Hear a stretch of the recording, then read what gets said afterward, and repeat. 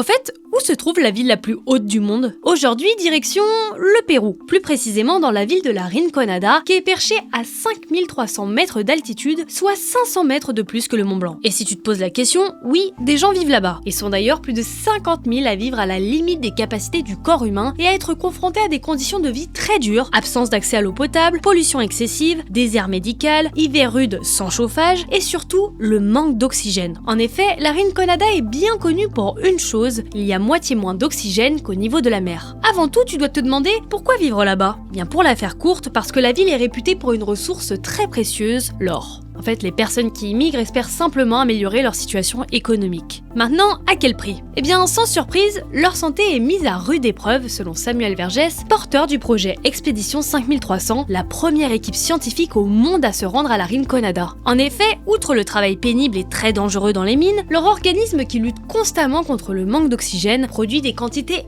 énormes de globules rouges, des taux records que notre organisme à nous ne serait même pas capable de supporter. Alors, comment survivent-ils? Les scientifiques parlent d'une population unique qui a réussi à s'adapter aux conditions extrêmes au fil des générations. Cependant, malgré des capacités physiologiques hors normes, 20% de la population souffre du mal chronique des montagnes, une intolérance à la vie permanente en altitude qui provoque palpitations, céphalées, acouphènes, perturbations du sommeil, etc. Bref, je te le dis tout de suite, tu passerais pas un agréable séjour là-bas.